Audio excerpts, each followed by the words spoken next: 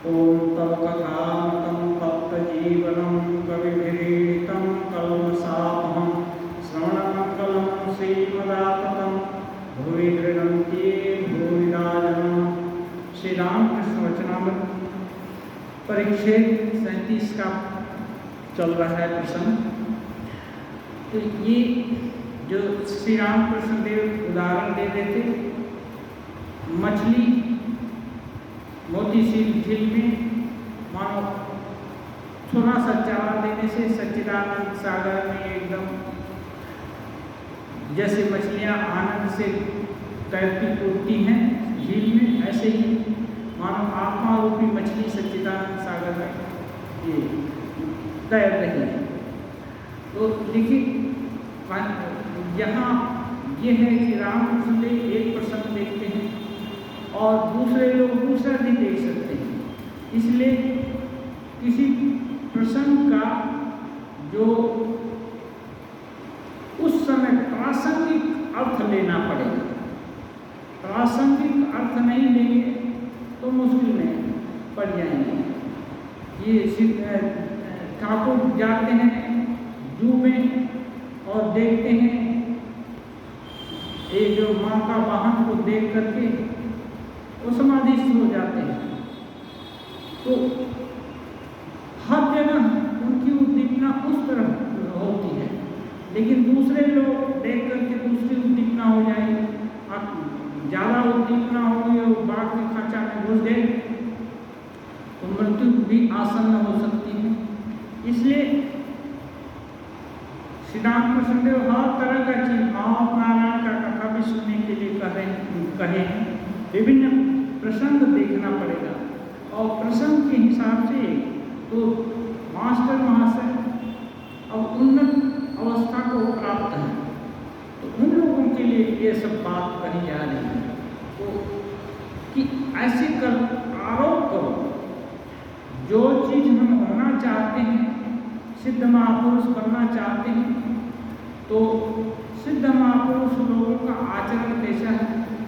सत्य आचरण और संकल्प की दृढ़ता और अध्यवसाय लगातार लगे रहना, ये सब चीज कैसे होगा इसके लिए विभिन्न उदाहरण अपने मन पसंद का उदाहरण इकट्ठा करके और बार बार उस पर आरोप करना पड़ेगा। और यदि मन खराब जगह जाता है तो उस पर भी बार बार चिंतन करना पड़ेगा, नहीं इससे विनाश होगा, इसका यथार्थ में कोई मूल्य नहीं है। परिणाम में देखने में तो अमृत जैसा, लेकिन परिणाम में विष, इसको कहते हैं विष कुंभम प्रयोग का। तो अभी जो चीज ऐसा दिख रहा है, देखने में तो अच्छा है, लेकिन उसका परिणाम बुरा होगा। तो ये जान करके उससे दूर हटने का कोशिश करना है और बार बार कोशिश करने से वस्तु आयत्त होती है।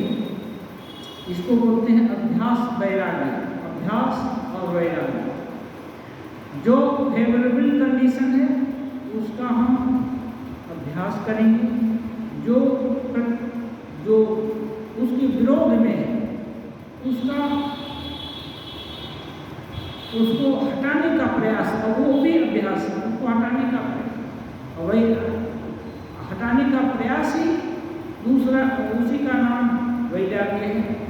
उसका दोष देखना, वही जो विषय है या जो चीज साधन पथ पर आगे नहीं बढ़ने दे रहा है, उसका दोष देखकर उसको ठीक से विवेचना करके उसको छोड़ देने के लिए मन को समझाना बुझाना, कभी दंड भी देना पड़ता है। हाँ, मन को समझाना बड़ा मुश्किल है, हर समय एक ही टेक्निक काम में नहीं आती है। कभी समझा कर बुझा कर, कभी अच्छा गीत गाना सुना करके, कभी महापुरुष लोगों का संदर्भ सुनाकर, कभी उनकी कहानियाँ सुनाकर, हर समय कैसे न कैसे करके उसको घूम फिर कर जो कुछ भी शास्त्र देखते हैं उसका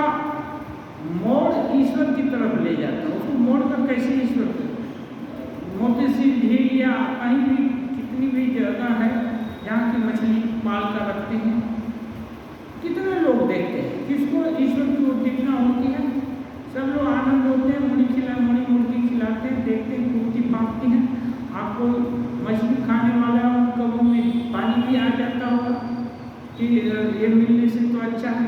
हम लोग एक बार श्रृंगेरी गए थे, वहाँ नदी है, बहुत लंबी लंबी बड़ी बड़ी, कम से कम 10-10 किलो की भी होगी, और 1 किलो से लेकर 10 किलो या आधा किलो ऐसी भी अच्छी मछली, अच्छी वैरायटी थी।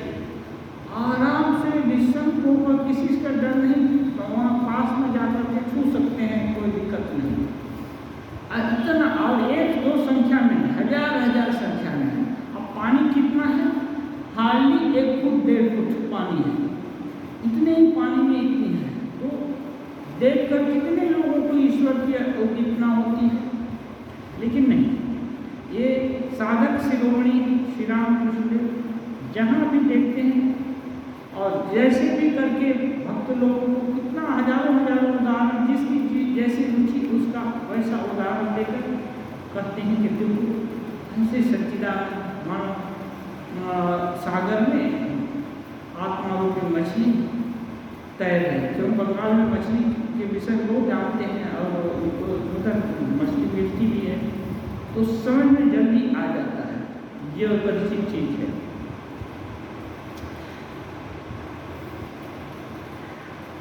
ऐसे ही करते हैं लंबा चौड़ा मैदान, कहीं कहीं 10-10, 20-20, 25-25, 50-50 किलोमीटर एकदम प्लेन, और खेती के सीजन में, धान के सीजन में पूरी हरियाली देखने में कितना सुंदर लगता है, और इससे ब्रॉडनेस मालूम होता है।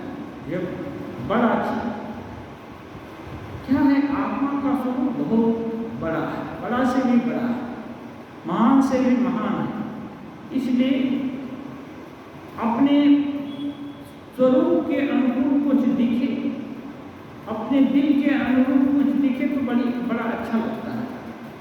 तो ऐसे ही आत्मा को, जब आत्मा हर समय अपने साथ ही है, कोई आत्मा से हम लोग पृथक होकर हमारी कोई सत्ता नहीं है, लेकिन क्या है, विभिन्न उपाधि और विभिन्न जो हमारा हम लोग प्लानिंग करके रखते हैं विभिन्न सांसारिक चीज़ों में, वो दबा रहता है। लेकिन कभी कभी ऐसी बड़ी चीज़ें देखकर तो दिखना होती है।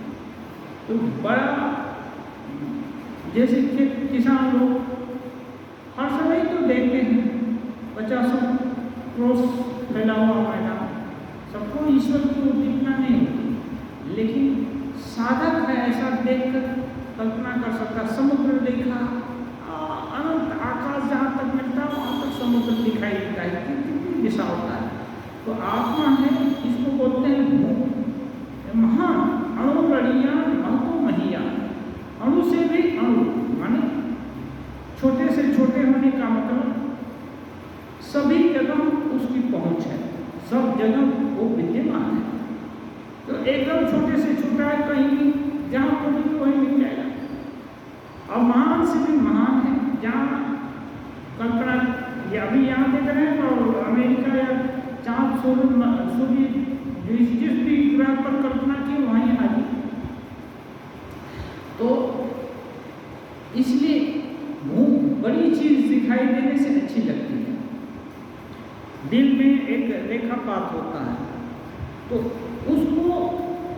उसका अवलंबन करके ईश्वर की सोच को दिल में लाना है।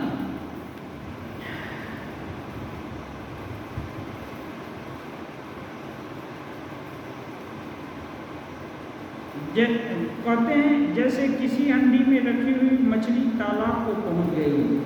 हंडी मछली का स्वभाव है उन्मुक्त दिल से कूदना खेलना, ऐसे ही आत्मा का स्वभाव है, महान है, वो पिंजरे में बंद कर नहीं रहना चाहती। हम लोग 3.5 हाथ के पिंजरे में बंद कर देना चाहते हैं। यहाँ से मतलब यही सब कुछ है। 3.5 हाथ का पिंजरा, 3.5 हाथ का पिंजरा ठीक है,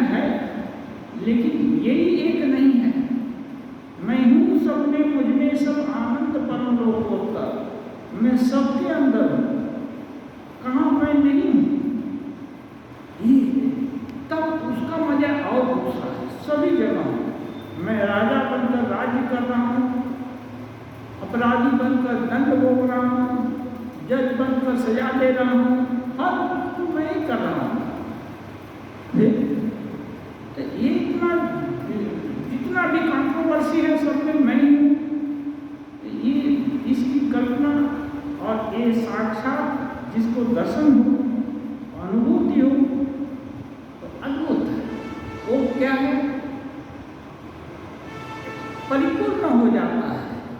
उसको कबीरदास जी बोलते मस्ती आ जाती है, हमें एकदम जीवन चक्र का जो रहस्य है उसके बोध में उतर जाता है, इसलिए वो परिपूर्ण हो जाता है।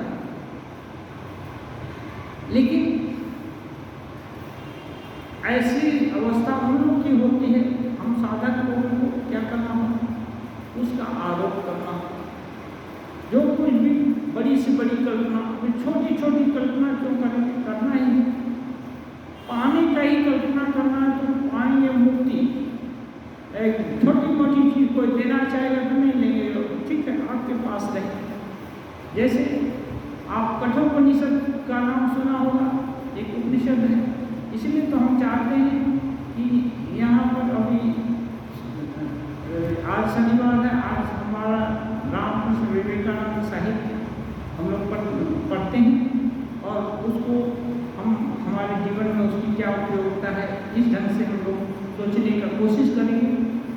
लेकिन और हजार लाख साल से जो साहित्य और जो दर्शन वो हुआ है ऋषि मुनियों का, वो सबको भी पढ़ने के लिए और उनकी भी धारणा करने के लिए अपने संघ में स्वामी जी एक निर्देश दिए हैं। और क्या है, श्री रामकृष्ण देव शास्त्र नहीं पढ़ने को नहीं करते, लेकिन शास्त्र पढ़ने का मतलब श्री रामकृष्ण देव बोलते हैं शास्त्र अनंत है। शास्त्र क्या करते हैं, खबर दे देते हैं दूर का कि यहाँ ऐसा ऐसा चीज़ है, वैसा वैसा चीज़ है। अब है तो वो चीज़ पाई जा सकती है, वो चीज़ अपना भी हो सकता है। तो अपना होगा कैसे, जिस मेथड से वो चीज़ अपनी होगी उस मेथड को अपनाना पड़ेगा ना। तो मेथड यही है, साधना करना है। पाने का इच्छा किया और फिर साधना में लग गए। साधना कैसे करेंगे, गुरु जी जो उपाय बता दिए हैं, सब गुरु में वाभिगच्छे समित पाणी श्रोत्रेण ब्रह्मनिष्ठम। श्रद्धा के साथ गुरु जी के पास गया और वो जो अच्छा रास्ता बता दिए और उस रास्ते पर चलते रहना है। तब तक चलते रहना है जब तक कि वस्तु प्राप्त नहीं हो जाता। थोड़ी मोड़ी उपलब्धि से उसमें रुक जाना ठीक नहीं। एक फाटक पर कोई चमत्कारी पुरुष दिखाई दिया, हम मान लिए यही ईश्वर दर्शन हो गया, हम बस वहाँ से लौट आए, उससे नहीं होगा। ईश्वर दर्शन का ये है लक्षण है। वो लक्षण यदि किसी साधक के जीवन में उद्भूत होता है तो किसी के दर्शन हुए या ना हुए तो भी वो तृप्त हो जाता है। हाँ, उसका सब अभाव मिट जाता है। अन्यथा नहीं मिटा है तो हम लोग को सोचना चाहिए कि अभी ये हम एक स्टेप आगे बढ़ रहे हैं, हमारा ये बहुत कुछ नहीं हुआ, तब हम आगे बढ़ने का प्रयास करते रहेंगे। श्री रामकृष्ण देव कहते हैं उनके दर्शन के लिए साधना चाहिए। साधना क्या है, साधना माने अपने को, हमारी जो भी प्रवृत्ति है ये स्वाभाविक प्रवृत्ति है क्या, जो भी पुराने संस्कार कर्म क्लेश वासना के कारण हो गया है उसको धोते हुए चलना। जैसे पानी गिरा बादल बन करके तो ऊंची जगह पर गिरेगा तो धीरे धीरे वो क्या है, और टहलने लगता है।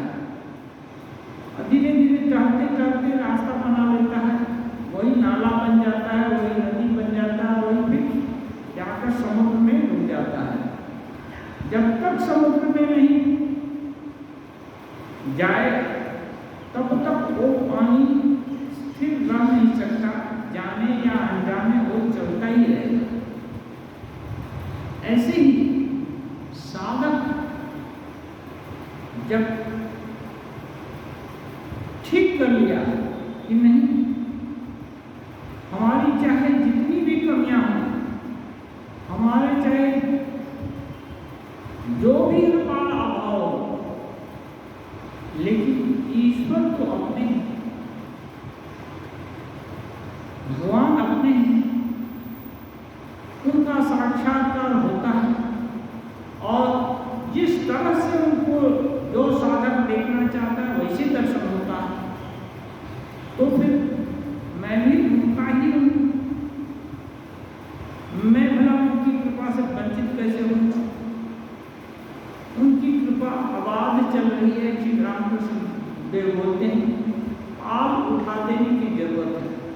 तो साधना क्या है? साधना यही है कि हम जो कुछ भी हैं अपने इष्ट जो भगवान भगवत स्वरूप है उस स्वरूपता को पाएंगे, भगवान को पाएंगे, वही हमारी अंतिम परिणति है। चाहे हमको हमारा जो भी कैलिबर हो या जो वर्तमान अवस्था है, जो कुछ भी हो, हमारे को ईश्वर दर्शन होना ही होगा और उनकी कृपा होनी ही होगी। इसके लिए चाहे जो भी जीवन का मूल्य चुकाना होगा हम चुकाने का प्रयास करेंगे और अनवरत करते रहेंगे जब तक कि वहाँ तक नहीं पहुँच जाते। एक संकल्प होगा और ये संकल्प दृढ़ से दृढ़तर होता जाएगा। इसमें कोई इफ बट नहीं है। जैसे एक तो चीज है, साधारणतः ये देखा जाता है, कोई जीवन से एकदम फ्रस्ट्रेटेड हो, निराश हो तो भले गले में डोरी लगा देता है, लेकिन अधिकांश लोग कोई मानना नहीं चाहता। चाहे भले ही रोग से भोग रहा है, फिर भी सोचता है दूसरा कोई किडनी दे दे तो उसकी किडनी लेकर कोई दिन जिएंगे, दूसरा ब्लड दे दे तो उससे उसको लेकर जिएंगे। उससे निष्पक्ष भाव से ये बोले पूछे कोई कि क्या तुम चाहते, तो मरना कब लोग ही बोलेंगे जो बहुत पीड़ित है, हो सकता है सोच निराश हो गया है जीवन से कि अब नहीं बचेंगे, तो वही बोलता होगा कि अब मर जाने से अच्छा। नहीं तो अधिकांश लोग चाहता है जीना। तो हम जब जीना चाहते हैं तो इसका मतलब क्या है? हम बचे रहना चाहते हैं, सब हम जबकि जानते हैं हम सब मरेंगे, क्योंकि कोई जितने भी जन्मे हैं सब मरे हैं, चाहे महापुरुष हो चाहे खूंखार आदमी हो या बहुत निकृष्ट जीव हो, सब मर रहे हैं, सब जी भी रहे, सब मर भी रहे। तो हम क्यों नहीं मरेंगे? तो हम भी मरेंगे, फिर भी जीना चाहते हैं। तो ये चाहत जैसे नहीं मिटती है। अब इसी चाहत के साथ जोड़ कर दिया कि हे भगवान, जैसे मरना मैं नहीं चाहता, ऐसे ही कुछ ऐसी व्यवस्था कर दो कि तुमको छोड़कर और कुछ चाहना अच्छा नहीं लगे, तो अंत समय तक इच्छा रहे कि नहीं तुमको मिलना ही है, तुमको हमको पाना ही है। हाँ, जबरदस्त जैसे तुम कैसे करके इतनी इस इच्छा को जोड़ दो। ये यदि टूट गई तो ये इच्छा कम नहीं होती, शुरू में दिक्कत होता है। श्री रामकृष्ण देव बोलते हैं जब अनुकूल वायु बहने लगती है तब ज्यादा मेहनत नहीं करना पड़ता है। ये गुरु नानक का एक कविता है, उसमें यह कहे कुमारी नानका चढ़ी रहे दिन रात। कुमारी माने वो नशा की चीज वस्तु, हाँ, दारू पाओ और बहुत सारे चीज होते हैं नशा की चीज। तो ये जो नानक बोलते हैं जो भक्ति की कुमारी यदि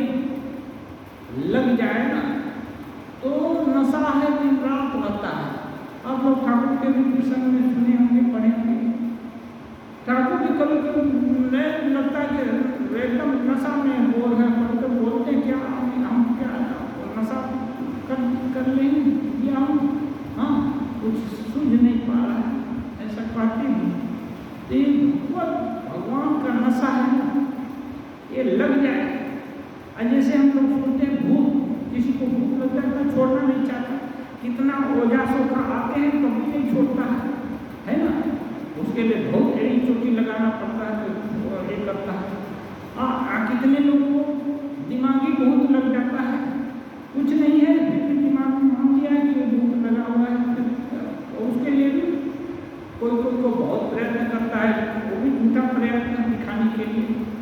अभी भूख लग गया है दिमाग में तो उसको तो कोई उपाय करेंगे कभी तो छूटेगा, ऐसा होता है। तो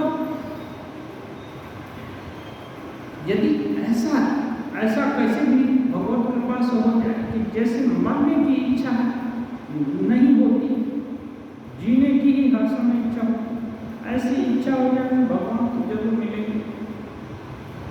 चाहे साधना हो या न हो,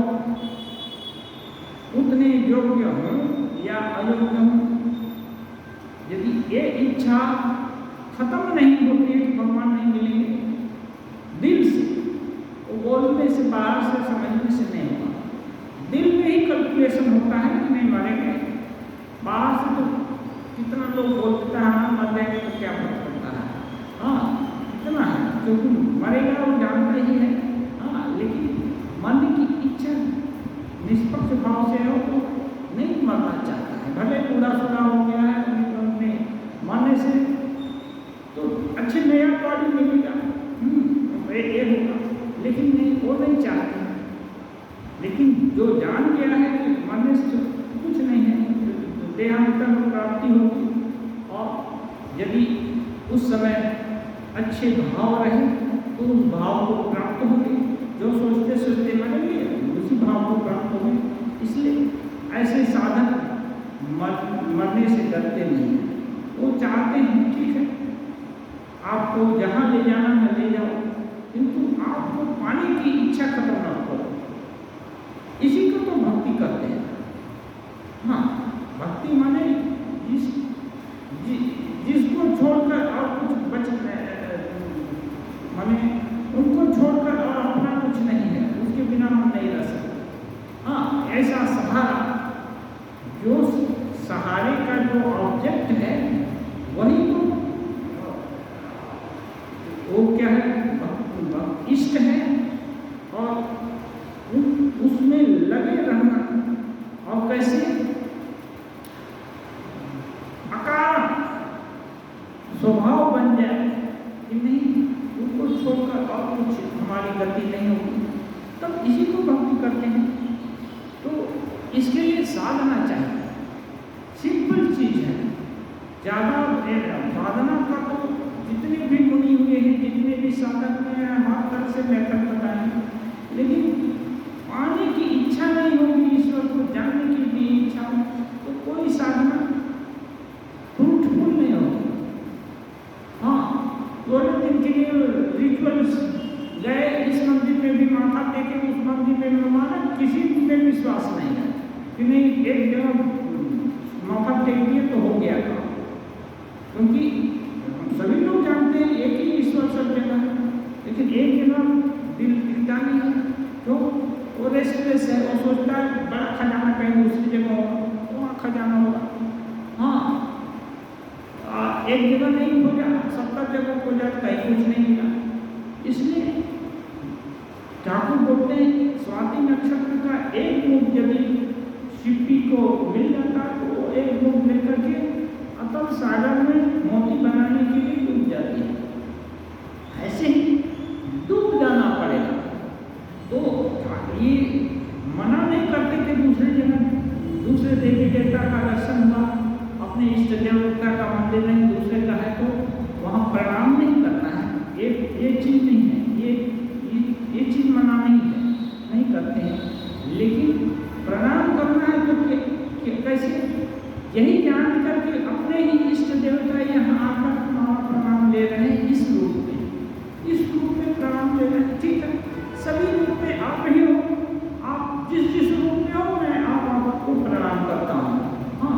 लेकिन हमको यहाँ शक्ति का ज़्यादा प्रकाश है, वहाँ काम है, वहाँ ये है, इस भुलावे में हमको मत भुलाइए। जहाँ है आप शक्तिमान हो या कम शक्तिमान हो या जो कुछ भी हो, हम आपको ही चाहते हैं सभी जगह। तो हनुमान जी जहाँ भी माथा नवाते हैं और हम जी को देख पाते हैं, तो भक्ति के प्रभाव से ब्रह्म तत्व ऐसा है कि वो अनंत रूप धारण कर सकते हैं, अनंत सामर्थ्य है, अनंत ऐश्वर्य है। फिर आप जितने भी साधक हैं, जिस भाव से ईश्वर को देखना चाहेंगे, ऋषि के भी बन जाते हैं। कभी कितने तरह की मान्यता है, जितना तरह से चाहेंगे महाराज बन जाते हैं, सुअर बन जाते हैं। सुअर में अभी किसी को बोले जो एक सुअर बुला दिया और उसकी पूजा करो, तो कौन पूजा करेगा? लेकिन नहीं, मान्यता है। तो मान्यता गलत नहीं है। ईश्वर कुछ भी हो सकते हैं, अनंत शक्ति है। तो फिर सुअर होना या और कुछ होना, ऋषि होना, या उनके लिए कौन सी बड़ी बात है? कुछ हो सकते हैं। इसलिए लेकिन हमको श्री राम पसंद है या रामकृष्ण रूप पसंद है या शारदा रूप पसंद है, हमारे लिए आप जो कुछ भी हो, हम सब जगह आपको प्रणाम करेंगे, लेकिन हम आपको इसी रूप में देखना चाहते हैं। ठीक है, इसी रूप में देखना चाहते हैं, बस बात हो गई। तो इसको बोलते हैं एक जगह रहना, एक ठाई पर रहना। अब एक ठाई पर नहीं रह करके हर समय संशय रहता है कि यहाँ प्रणाम नहीं किया तो वहाँ से अभिशाप मिल जाएगा। ये नहीं होना चाहिए। अभिशाप क्या? माँ यदि पीस करके खत्म भी कर दे तो भी क्या है, बच्चा तो कहाँ जाएगा? बच्चा के लिए माँ ही शरण है। तो इसलिए और ईश्वर से भागकर कहाँ जा भी सकता है।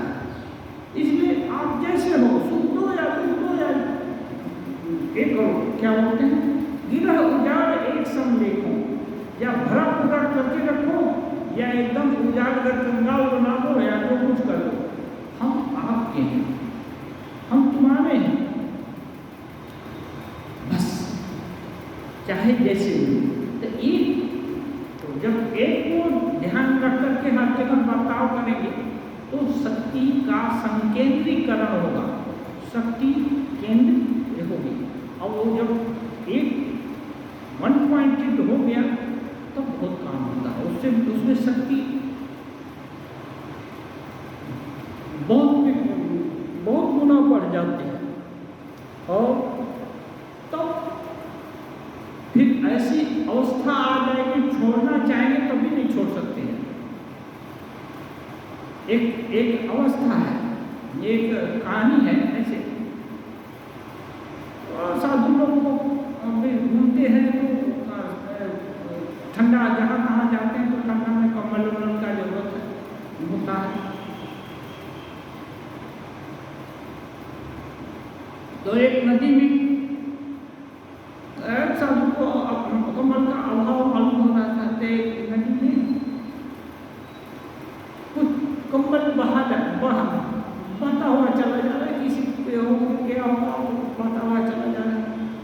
तो थोड़ा पुण्य साधु थे, दूसरे को बोले, दूसरे उसका साथी साधु को बोले, भाई देखो तो कम्बल जा रहा है, ये ले आओ ना, हम लोग को काम आएगा। वो थोड़ा खट्टा खट्टा था, जम दिया और सोचा ट्राई कर ले आए। जाकर कमल को पकड़ लिया। अब लेकिन पकड़े हुए कमल के साथ ही जा रहा है, पकड़ ही जा रहा है। अरे ये साधु चिल्लाता है, अरे कमल को लेकर आओ, इधर लाओ, तुम उधर कहाँ जा रहे हैं? वो बोलता है कि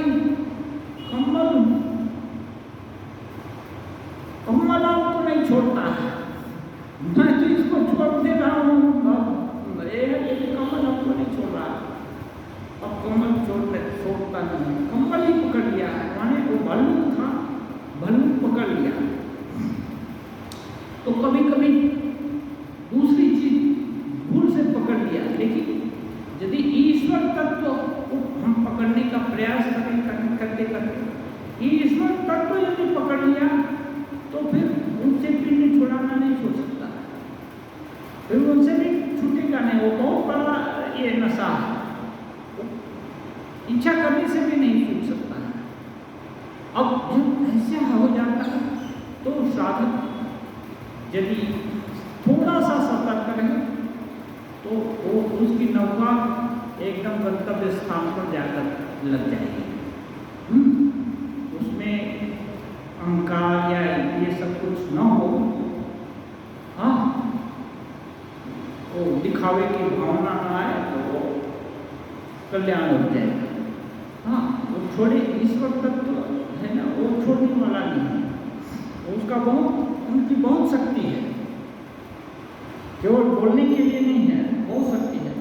इसलिए ठाकुर कहते हैं साधना करनी पड़ेगी, कहते हैं मुझे कठोर साधनाएं करनी पड़ी, बिल वृक्ष के नीचे तरह तरह की साधनाएं कर चुका, वृक्ष के नीचे पड़ा रहता था, यह कहते हुए कि माँ दर्शन दो, रोते रोते आंसुओं की झड़ी लग जाती थी।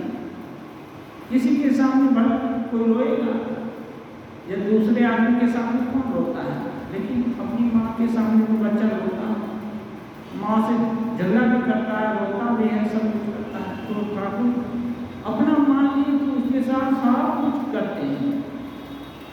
मणि, जब आप ही इतनी साधनाएं कर चुके तब दूसरे लोग क्या एक ही क्षण में सब कर लेंगे?